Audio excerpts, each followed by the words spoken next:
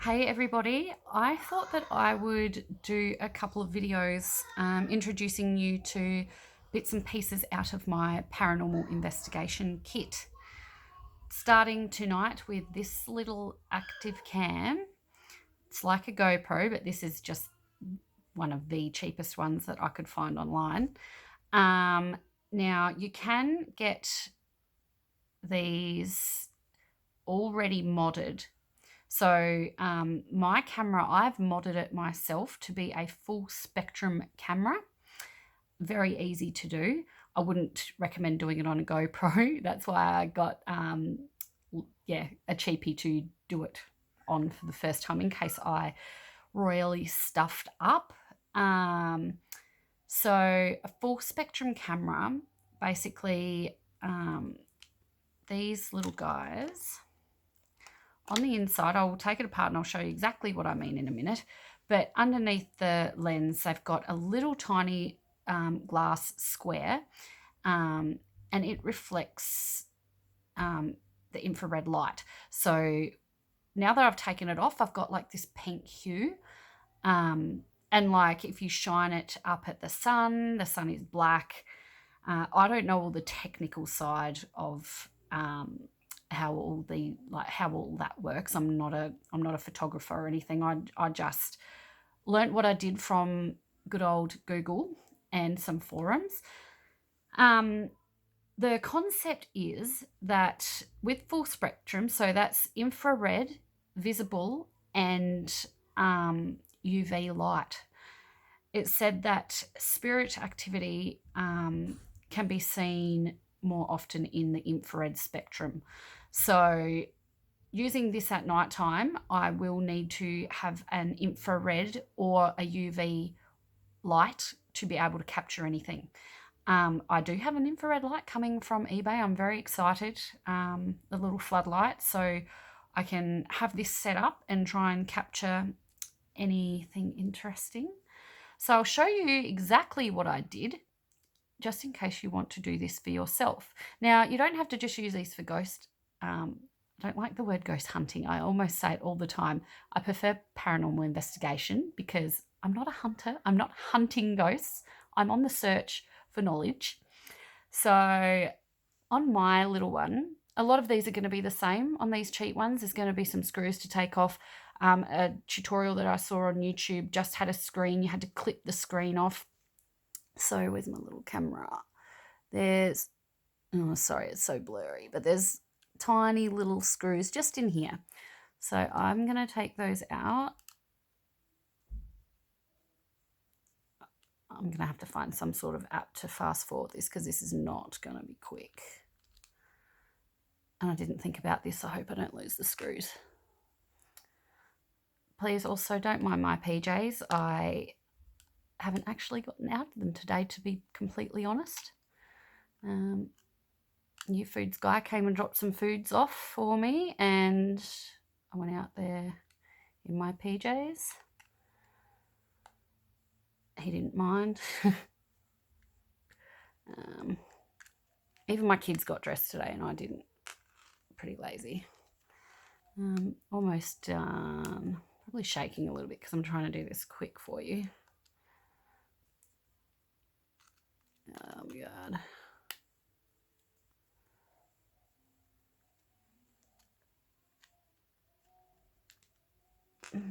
Fat finger syndrome.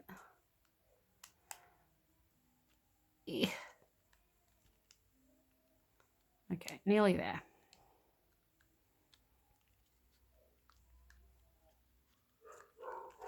Oh my God, my dogs are barking.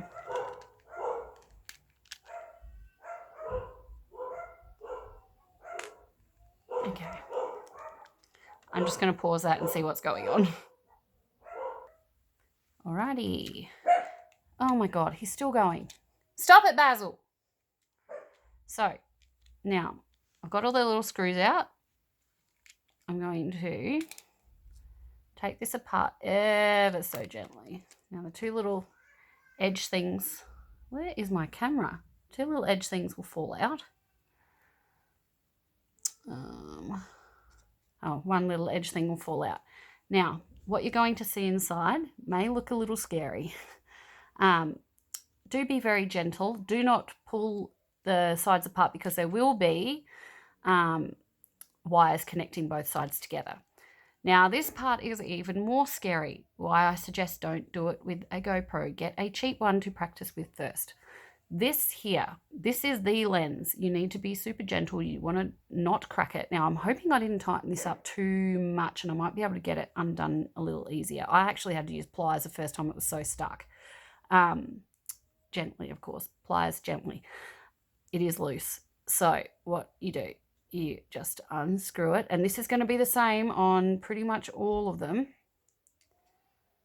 If it's not, put it back together and watch a YouTube tutorial. I'm sure there'll be one out there. So screw, screw, screw, screw, screw. And now mine's going to be different because I've already done it. Now on the, so not this is the big end is the bit that pokes out.